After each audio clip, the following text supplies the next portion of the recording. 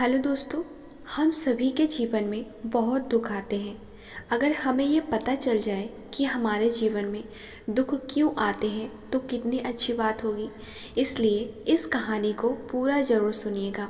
इस कहानी को पूरा सुनिए और अपने जीवन में उतारिए ताकि जीवन में कभी दुख ना आए और हमेशा सुखी जीवन रहे। दोस्तों, एक बार गौतम बुद्ध अपने शिष्यों के साथ गुजर रहे थे।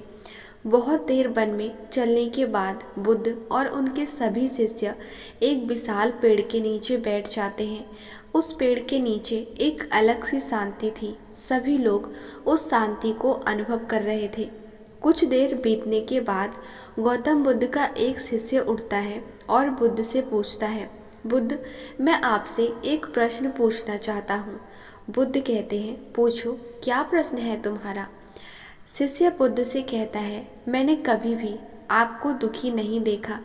आपके चेहरे पर हर समय एक अलग ही मुस्कुराहट रहती है, हमें भीतर तक आनंद से भर देती है। आपके चेहरे पर अलग सी चमक है जो हमें दुख से कोसों दूर कर देती है। पर मैं ये जानना चाहता हूँ कि मेरे भिक्षु बनने से पहले मेरे जीवन में बहुत सारा दुख था, जिसके कारण मैं भिक्षु बन गया। पर मैं अभी तक ये नहीं जान पाया हूँ कि दुख क्या है। क्या आप मुझे बता सकते हैं कि वास्तव में दुख क्या है।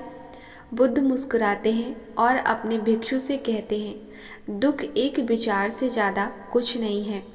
सभी लोग चुनकर चौंकते हैं और बुद्ध से कहते हैं, परंतु बुद्ध, विचार तो आते हैं और चले जाते हैं, पर दुख एक बार आ जाता है तो जाने का नाम ही नहीं लेता। बुद्ध कहते हैं, मैं एक तुम्हें छोटी सी घटना बताता हूँ। एक नगर में एक धनी सेठ रहता था। उसके पास एक वफादार नौकर होता है। वह सेठ अपने नौकर पर बहुत विश्वास करता था। वह सेठ अपने नौकर पर कभी भी किसी बात के लिए कोई शक नहीं करता, क्योंकि उसका नौकर वास्तव में ही बहुत ईमानदार था। एक बार उस सेठ को किसी काम से बाहर जाना पड़ा। 2-3 दिनों के बाद जब वह सेठ वापस लौटा तो वह एक कीमती सामान लेकर आता है। वह उस कीमती सामान को अपने कमरे में बड़ा सजा कर रख देता है और अपने नौकर से कहता है, तुम्हें खास तौर पर इस चीज़ का ध्यान रखना है। ध्यान रहे ये टूटे नहीं, ये मेरा बहुत प्रिय है। नौकर कहता है, मालिक, मैं पूरा ध्यान रखूँगा, आप चिंता ना करें। अगले ही दिन वह नौकर पूरे घर की सफाई कर रहा होता है। सफाई करते करते वह सेठ की उस कीमती चीज़ के पास पहुंचता है और उसकी भी सफाई करने लगता है। सफाई करते वक्त वह कीमती चीज़ उस नौकर के हाथ से फिसल जाती है और नीचे गिर जाती है। सेठ को जब ये बात पता चलती है और वह नौकर के पास आता है और नौकर को खूब डांटता धमकाता है, पर ना तो वह उस नौकर को नौकरी से निकाल सकता है और ना ही उसे पीट सकता है, क्योंकि वह उसका बहुत वफादार और पुराना नौकर था। इसलिए वह डांट धमका कर ही उसे छोड़ देता है। सेठ अपने उस कीमती चीज़ के बारे में सोच सोच कर बहुत दुखी हो जाता है। रात होती है और सेठ अपने कमरे में लेट जाता है। सेठ को नींद नहीं आ रही होती है, वह बहुत बेचैन होता है। बेचैनी के कारण सेठ अपने कमरे से बाहर निकलता है और देखता है कि उसका नौकर निश्चिंत के साथ खर्राटे लेकर सो रहा था।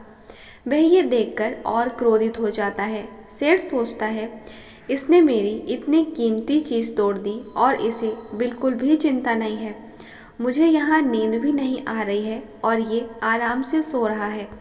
सेठ अपने कमरे में वापस चला जाता है। अगले दिन सुबह सेठ सोचता है, मैं इस समस्या से कैसे निकलूं। फिर सेठ को एक तरकीब समझ आती है। वह अपने नौकर के पास जाता है और अपने नौकर से कहता है, मुझे बहुत दुख हो रहा है ये बताते हुए कि वह जो कीमती चीज़ कल तुमने तोड़ी थी वह मैं तुम्हारे लिए ही लाया था। मैं चाहता था कि मैं उसे तुम्हें उपहार में दूं, परंतु अब क्या कर सकते हैं, अब तो वह टूट गई है। सेठ की बात सुनकर नौकर को धक्का लगा। नौकर सोचता है, अरे ये तो बहुत बड़ी गलती हो गई। वे इतनी कीमती और महंगी चीज़ मेरे लिए लाए थे और वो मुझसे टूट गई। फिर क्या, उस नौकर के मन में बेचैनी पैदा हो गई, दुख पैदा हो गया। रात होती है और सेठ आराम से सोता है और वह नौकर बेचैन रहता है, उसे नींद नहीं आती है। क्यों नींद नहीं आती है? क्योंकि अब उस नौकर ने उस सेठ की उस कीमती चीज़ को अपने आप से जोड़ दिया, इसलिए वह दुखी हो रहा था। पहले उस नौकर के मन में ये विचार नहीं था कि वह कीमती चीज़ मेरी है, पर अब उसके मन में ये विचार है कि अगर वह कीमती चीज़ ना टूटती तो वो मेरी होती। बुद्ध कहते हैं, दुख केवल एक विचार है। और ये विचार कैसे उत्पन्न होता है? अपने आप को किसी चीज़ से जोड़ने से। हम जिस भी चीज़ को अपने आप से जोड़ते हैं वह चीज़ हमारे दुख का कारण बनती है। लेकिन वास्तविकता तो ये है कि कोई भी चीज़ हमसे जुड़ नहीं सकती। हर चीज़ आपके पास है, पर आपकी है तो कुछ समय के लिए। कुछ समय के बाद वह आपसे दूर हो जाएगी। उस दूर होने की घटना को स्वीकार करें और आगे बढ़ें। उम्मीद है दोस्तों, इस कहानी को सुनने के बाद आप ये जान गए होंगे कि हमारे जीवन में दुख आते हैं, उनका मूल कारण क्या है और आप उनसे कैसे बाहर निकल सकते हैं। दोस्तों, वीडियो पसंद आया हो तो वीडियो को लाइक शेयर भी कर दीजिएगा। ऐसी ही और कहानियाँ सुनने के लिए चैनल को सब्सक्राइब कर लीजिए। इस वीडियो पर आपकी क्या राय है हमें कमेंट बॉक्स में ज़रूर बताइएगा। तब तक के लिए धन्यवाद।